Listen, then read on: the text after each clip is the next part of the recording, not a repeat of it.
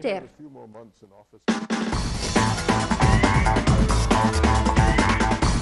Pape Abdoulaye Der, bonsoir. Bonsoir Khalifa Diakhaté. Belle première sortie pour les Lions du Sénégal à Abidjan. Effectivement, la victoire est belle, seule la victoire est belle, mais cela a été très difficile Khalifa Diakhaté parce que les Lions du Sénégal menaient de 14 points au début du quatrième quart-temps.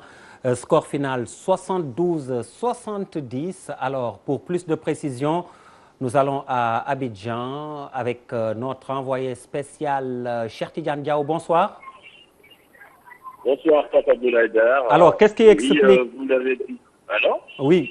Je dis, qu'est-ce qui explique la fin de partie difficile des Lions? 14 points d'avance et puis à la fin, presque une prolongation qui a failli coûter la victoire aux Lions.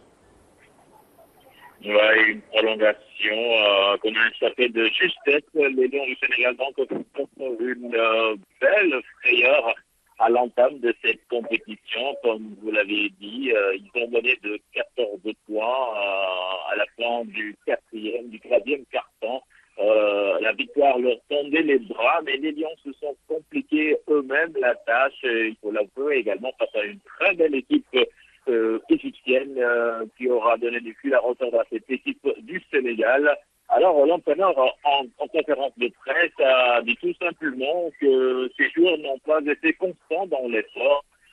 Durant le premier, deuxième et troisième quart-temps, les joueurs faisaient le boulot, ils couraient partout, ils étaient présents au rebond, ce qui n'était pas le cas dans le quatrième quart-temps où les Lions ont produit quand même une prestation très très faible. Donc, qui a vu cette équipe égyptienne revenir à la hauteur du Sénégal, 70 partout à 10 secondes de la fin, et puis est venu ce panier au buzzer qui donne au Sénégal donc la victoire à l'entame de ce tournoi. Malendo et lui également pense que ses coéquipiers se sont vus trop beaux et donc cette victoire acquise forceps va leur permettre de revenir sur terre, donc de garder les pieds sur terre pour bien continuer la compétition et ne plus s'offrir ce genre de frayeur.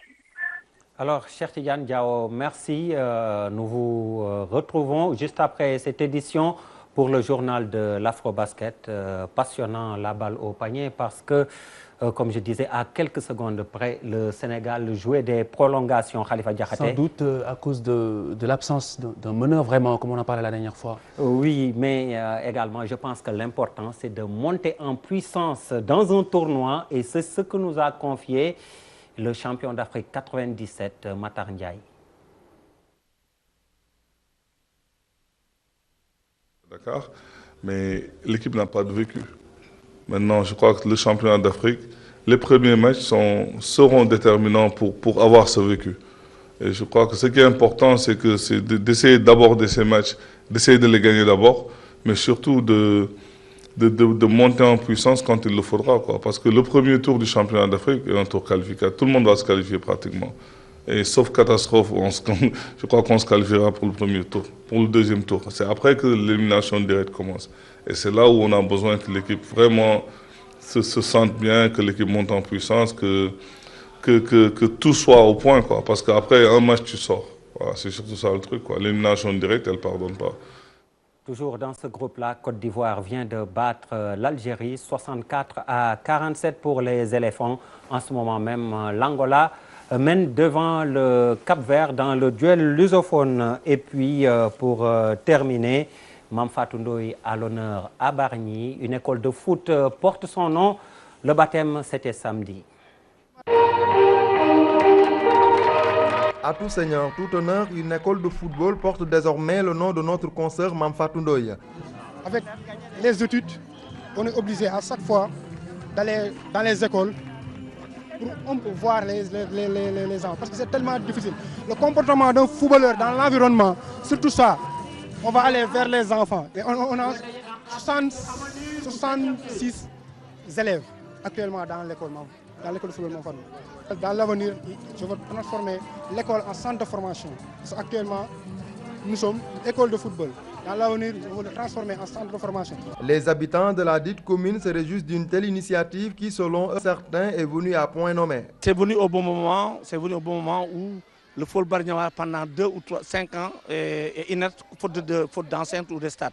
Maintenant que ça recommence, les garçons auront la chance au moins d'avoir un terrain sur lequel ils peuvent opérer. Mame Fatou aussi, c'est venu au moment, c'est une bonne parraine, d'autant plus qu'elle fait du bon travail à TFM, que nous saluons au passage. Franchement, on l'encourage, nos encouragements, nous l'accompagnons dans ses gestes, dans ses propos. La marraine de la nouvelle école de football exhorte les pensionnaires à allier obligatoirement sport et études pour assurer au moins leur avenir. Parce que les études, c'est pour la vie. Le métier, c'est pour la vie. Le football, c'est sur une période très courte. De toute façon, on a besoin des études pour pouvoir mener une belle carrière. Donc j'exhorte ces jeunes, et je pense que j'aurai l'occasion de le leur dire, d'aller le plus loin possible dans les études. Et j'ai entendu tout de suite l'animateur dire quelque chose d'important. Ceux qui n'ont pas la moyenne, en fait, on ne les invite pas pour le 2e semestre. Donc je pense que quand même, c'est hyper important. Lors de l'inauguration de l'école de football EFMNF, la marraine a remis une série de lots de ballons, de maillots, de plots, t-shirts, et le groupe Futur Média a offert 9 ballons à la nouvelle structure.